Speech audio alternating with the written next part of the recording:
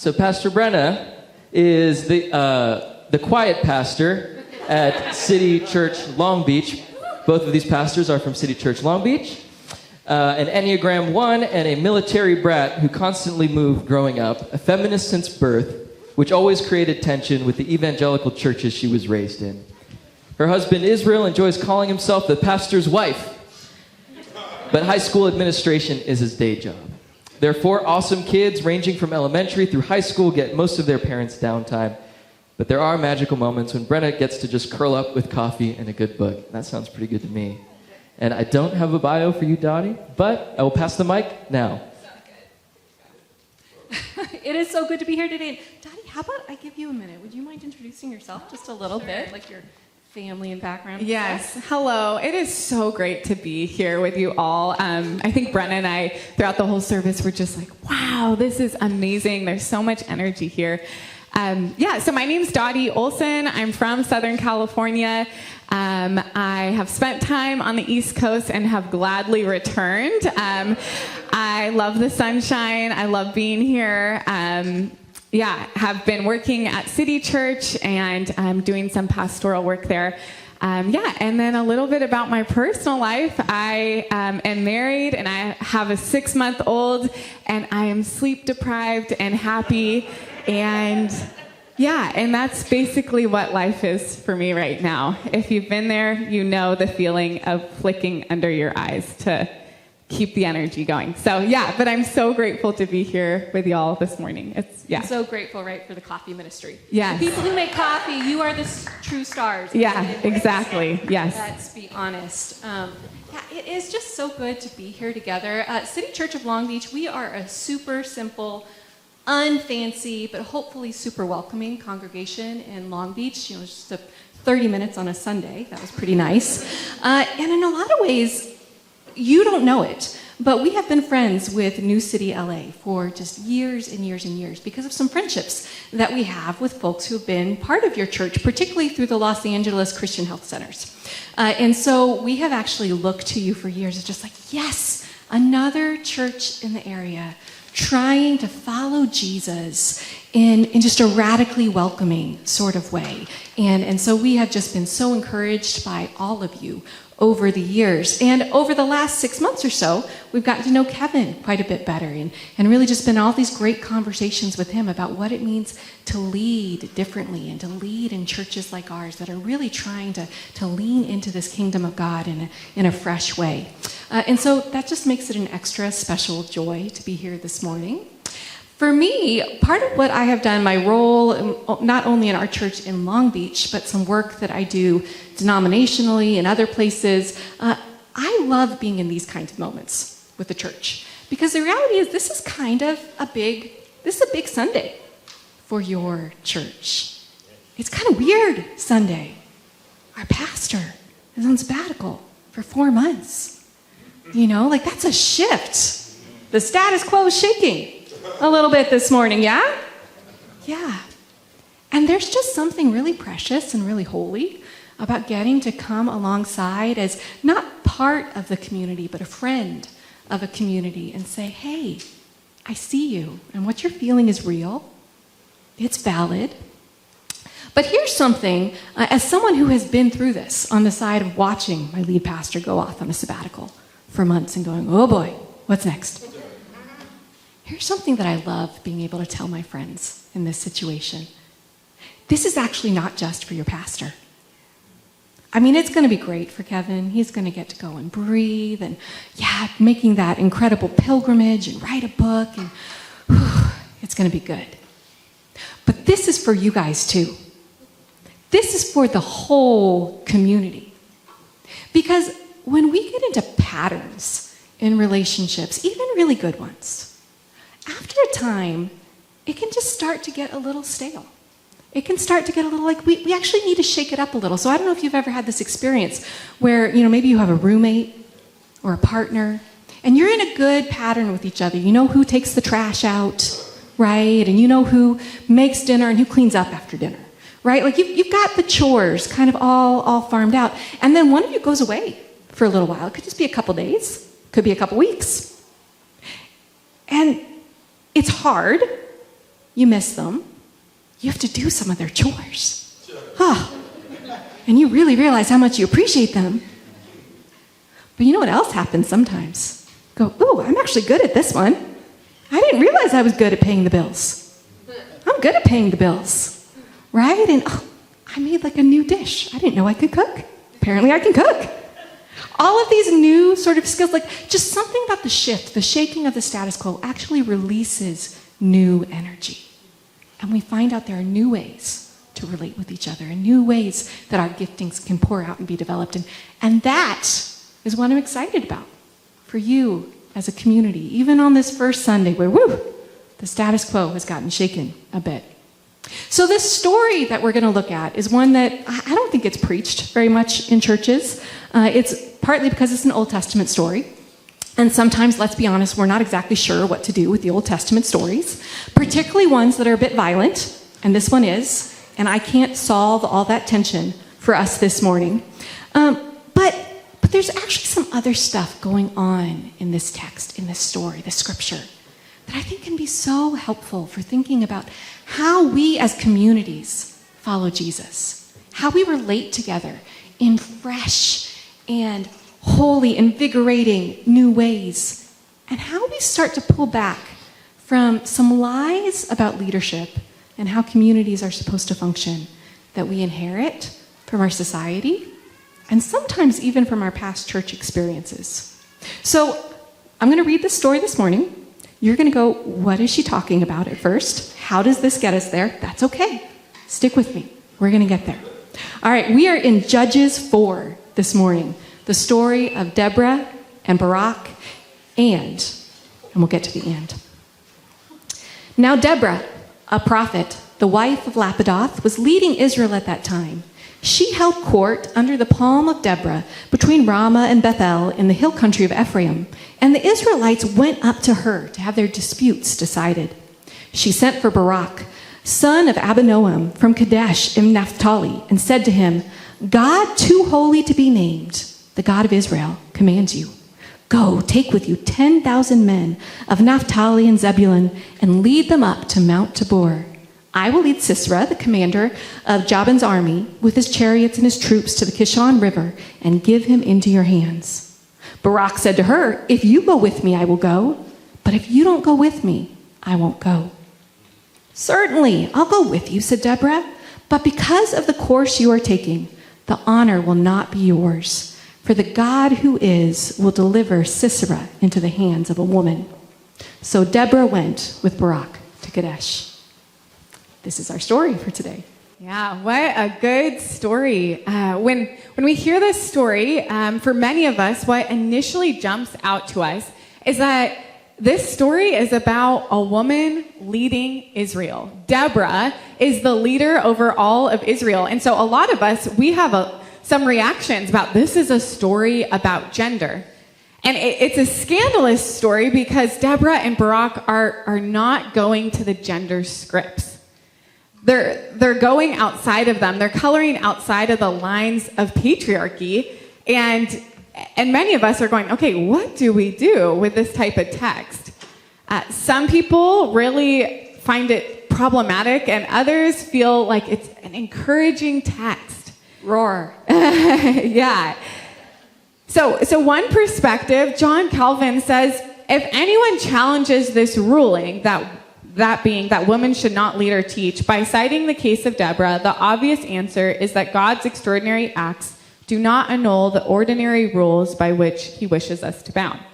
So for someone like John Calvin, he says, this is an extraordinary case. Deborah's actually an unfit leader, and Barak is a coward for letting her lead. So there are perspectives like that might be placed on this text. And the two of us, we don't really spend too much time with these perspectives anymore.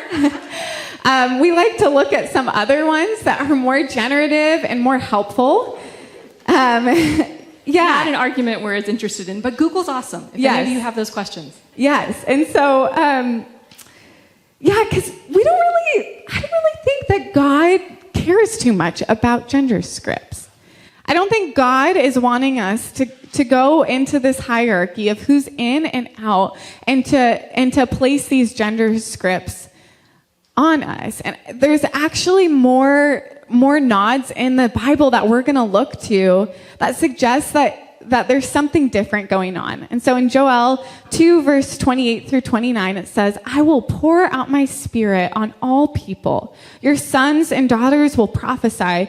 Your old men will dream dreams. Your young men will see visions. Even my servants, both men and women, I will pour out my spirit in those days. So while some people might approach this text with a limited script, right, about gender, we actually want to move beyond just gender. And we want to reimagine this text and find new ways to look at it that can go beyond a text about gender script and actually talk about something powerful that's happening in partnership and leadership here for Israel. Yeah, absolutely. Thank you so much, Dottie. I mean, it's really interesting, actually, for all that, like, the traditional lens is, oh, should she be leading or not? Is Barak messing up? Like, that's not in any way the sense you get from the text. The text is really matter of fact. This is what Deborah does. She's a judge, which makes her sort of a civic leader, like she's actually settling matters of law. She's settling disputes for the people. And she's a spiritual leader.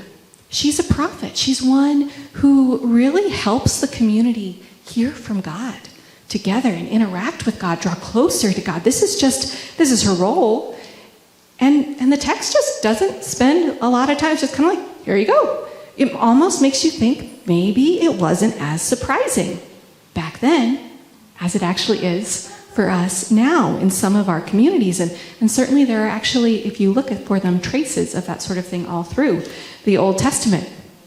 But let's start moving towards that other question, that other lens that's possible. And let's ask what it actually means that Deborah was a prophet. What was her role? How was God using her? Well, a prophet at that point is one who really carries the Lord's presence and voice to the people and for the people in a special way. Just kind of, helping them settle and hear. And you get the sense that they need that help. That there's just something that she's providing for them that is really helping them connect with God differently. And I actually love how she describes her role as being a mother over Israel. There's something so interesting and so healing in that language for me, because she's a leader, she's strong, but she's using her strength. She's using this role that she has, not to lord it over the people, but to care for them in a really deep and a powerful way. Will Gaffney, who maybe some of you are familiar with, she's a womanist theologian, so coming from the Black tradition, and also an Old Testament scholar, and she has this incredible way of describing what it is that Deborah does. She says that Deborah suffered with her people. You see, a prophet is of the people and for the people. A prophet loves the people and leads the people. A prophet weeps with and for the people, and when necessary, bleeds with and for the people. There are a whole lot of folk calling themselves prophet and prophetess in this day and age. Some of them have it printed right on their business cards. Well, Deborah didn't have a business card. She didn't need a business card. That wasn't the point. And I think there's a word there, even for us today, right? That it's not actually about the titles. It's not about the seminary degrees. It's not about any kind of, educational training. It's, how do you love? Like, that really is the key qualification for leadership. Are you loving well? So Dottie doesn't know that I'm going to do this, but I want to talk about my friend Dottie. Because Dottie is awesome, and she's really, really smart. Like, she is. She's awesome. And she has those degrees. She graduated from seminary back on the East Coast, and so she has an MDiv, and she has incredible experience, and she has a resume. And that is just not the primary reason that I'm excited she's here with me today, or that I'm excited that she's pastoring at City Church Long Beach. Like, that's not it, right? I was nervous. I'm not finished. I'm embarrassing you more. Because let's talk about, here's Dottie's true resume. Dottie's true resume is the way that she greets my 14-year-old kid with challenges every Sunday. And Dottie's resume is the way that she welcomes lonely people into her home and creates a space for them to connect and talk about the real deep things going on in their lives and in their hearts and find a new way towards God. Dottie's resume is the way she sits with a new mother who's had a traumatic birth and brings her coffee and just listens while she processes and while she cries. That's what makes Dottie a leader in the kingdom. Not anything else, right? Yeah.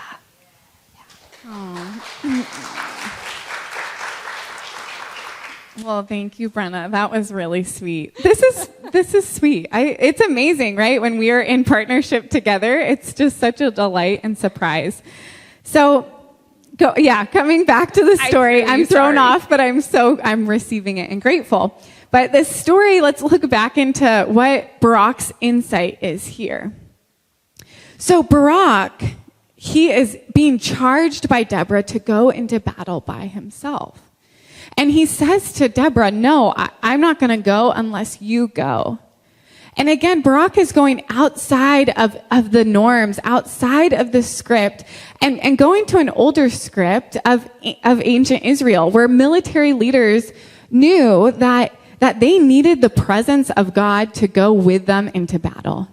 And that presence of God was often represented through a prophet. And so here Barak is with Deborah, a prophet, and he says, I see the presence of God in you. I don't want to go alone. I need you to go with me. If you go, then I will go. And it's really remarkable because Barak could have gone by himself. He could have been charged in this sense of leadership of this solo mission. But Barak wasn't concerned about his ego. And instead, Barak is so humble. It's amazing. And he leans into Deborah and says, actually, you have something special. Let's go together. And so again, this story is for us to be thinking about, how does this apply to our lives? How does this apply to our communities and our churches? And it's an amazing story and kind of a great model for us to look at with leadership. That it's not all about me. It's not all about that person. But it's this ability to humbly see the person next to us. To see that the presence of God is in our neighbor. There's something that they have that I want to learn from. And we ask each other, like, can you join me in this journey? There's things this morning even that James and Vera did where I was just floored. And I was thinking, I could have never done that. That was so incredible. The presence of God is in them, and we are in community learning from one another. And so Barak gives us this new imagination of leadership and partnership for Israel. And he says, where you go, there I will go. I love that. It gets me so excited. Because then it feels like the next logical step, right, is that we start looking around. Like, really, you guys could look around today. You can look at the people right next to you and go, oh, yeah, the Spirit of the Lord is on you, and I will not go without you. Friends at home, I know we have friends at home watching too. The Spirit of the Lord is on you, and we will not go without you, right? Where do you see the God traces? How do you see the giftings pouring out? I mean, for Dottie and I, as she was saying, right, just sitting here this morning, it's already so just amazing and encouraging to see. Like, Vera, I was like, whoa, girl, that was like a sermon right there. That was awesome. Here's one of my favorite people who I'm like, oh, the Spirit of the God is on you. Who collected the little communion cups this morning? Oh, such a gift. Yes, thank you. Right? Like, I don't know, maybe I'm weird, but I'm one of the people always going, what do I do with my little cup now? And it worries me. Thank you for relieving my worry. We need each other. So many people came together just to make this one morning happen. Worship leaders, greeters, people making sure the communion supplies are there, the coffee, the little cups, the kids. Oh my goodness, the kids. Right? We need each other. I will not go without you. And that's just here in the formal ways that you're doing ministry. You guys are showing up in other ways too, right? You're having each other over for coffee and for dinner. And when somebody is depressed, when somebody's hurting, you're going out into your city and into your community. We need each other. Okay, so now we actually get, like, you could think the sermon's just about over. There's a plot twist. There's a whole piece of the story that we haven't even gotten to that is actually the best part. It's the best part of the story because you never even see it coming. And that traditional lens, all worried about gender and stuff, it never gets there. It's so annoying. See, there's this problem that we have in churches. We often miss the point too. We miss the most important characters, the most important people and potential leaders within our midst. See, there's a character in this story that gets overlooked all the time. So here's that closing verse we ended our reading on, where Deborah is looking at Barak and saying, okay, because of the course that you are taking, the honor will not be yours, for the God who is will deliver Sisera into the hands of a woman. Clearly, right? It's Deborah. She's saying, hey, I'm going to get the glory then. No. The text, it's like, the Bible is actually good literature sometimes. Did you know that? Like, it's a good story. That's a plot twist. It's tempting you to think that it's Deborah. Because she's the leader, right? It's not Deborah. No, it's going to be this woman named Yael, who will be the unexpected, completely unexpected hero of the story, who's the one who actually strikes, literally, the decisive blow against Sisera, the enemy. And the thing about Yael is she's not a warrior. She's not anyone impressive. She's not only a housewife in the story. She's not a leader. She's not a prophet. She's a housewife. But she's the wife of one of the enemy's allies. So she's completely across these sort of tribal lines. Like, she should be on the other side, we would think. But you know what that makes Yael for us this morning? It makes her that woman. It makes her that unexpected person that Jesus is always, always, always looking for. To say, they told you were on the margins. They told you were outside the lines. No, I shift the margins to you. I center you. I call you in. I make you the point. I make you the hero of the story. Doesn't our Jesus do that over and over and over again? And that's what we see with Yael. She is the one who defeats the enemy, who wins the battle for Israel. There's a theopoet, an abolitionist I like to follow on Instagram, Hello Camilla, if anybody wants to look her up later. And she wrote this incredibly beautiful poem. And one of the things that I love about it is she's writing particularly as a BIPOC woman, Black, Indigenous, person of color, woman. And you can just feel this resonance, this like, yes, I need this story of Yael. And would you listen to this poem with me? They told me, be obedient like Ruth, cry like Hannah, be pretty like Esther.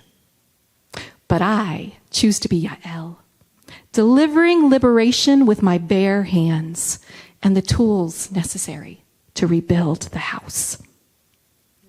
It's Yael. She does the work. And while we may tend to miss her and miss this part of the story, we may shut it off too soon. Deborah and Barak do not. They do not. They celebrate her. They call her out for her contribution. They say, yes, she is the most blessed of women, of tent-dwelling women. There's no power struggle. Aren't you so used to the power struggles? It's always power struggles, but not here. Here we see them doing it right. Because while we may miss it as the church, we may miss it as leaders, we may miss it in our community at times, they're not missing it. They know that Yael is the point of the story, not them. Yeah, that's so beautiful. And the story of Yael reminds me of a story of a dear friend of mine.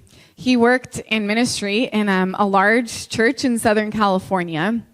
And I honestly think, I've spent a lot of years in ministry, but I honestly think he is the best person in ministry I've ever seen. And here's why. He was the type of person that would literally make the kid, because he worked in youth ministry, he'd make the kid that was on the outside feel at the center. And at times, quite literally, I would watch a student come into youth group, stand in the corner, kind of nervous, clearly not the cool kid. And as time went on, this student would literally move towards the center of the group. Not only would the student feel welcomed, but the student would be celebrated, would be asked, oh, how can you help lead? And some students, would go beyond the outside, beyond feeling welcomed, to being a leader. And it was just this remarkable thing that my friend was able to do. And I've never seen someone in ministry do it like him. But this friend of mine, he wasn't really concerned with social climbing. He was never the cool kid growing up. He has his quirks that are so amazing. We gotta love the quirks. We love the quirks, yes. And this friend of mine was overlooked. His church was really concerned with social status. They're really concerned with being the cool church, serving the cool people. And so as time went on, my friend was doing this incredible work in ministry where the outsider felt like an insider and the insiders were learning and growing as well. And it was this incredible liberative work of ministry. But his church missed him, and other people would get promotions. And at times, the staff on his church were even mean to him or bullied him. It was really, really alarming and upsetting. And this friend of mine, eventually, after the way he was being treated, decided to leave. And he was devastated. He didn't want to leave. He loved the ministry. He loved the students. And it was really, really sad and really, really upsetting. And I watched him suffer from years with how he was treated by his own church community and what felt like a second home to him. And this story isn't completely healed. This friend of mine, there's still wounds there, but because this friend of mine, again, is just such an incredible human, he has been forgiving these people from the start. He is such a kind soul, and he's always been forgiving them. And as time has gone on, there have been people from this church that have literally been crying, weeping, saying, we are so sorry for the way we were treated. We're so sorry we missed you and chose the social climber, the one that was less caring and more concerned with status. We're so sorry. And forgiveness and healing has been happening. And this friend of mine is stepping into leadership and ministry and reclaiming autonomy and authority.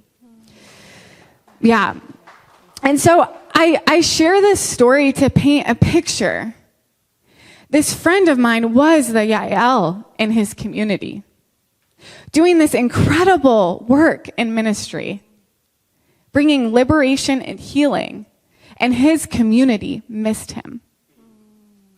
And we are in communities where there are Yaels in our community that are doing the incredible work of the gospel.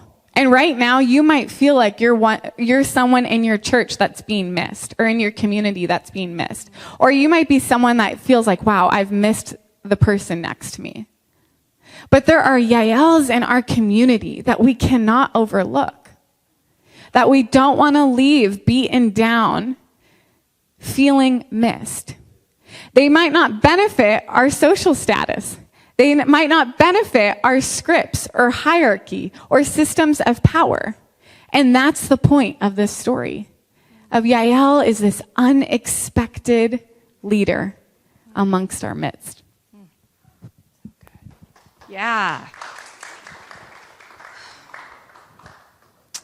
So that warning that Deborah gave to Barak, that so often has been translated as a punishment.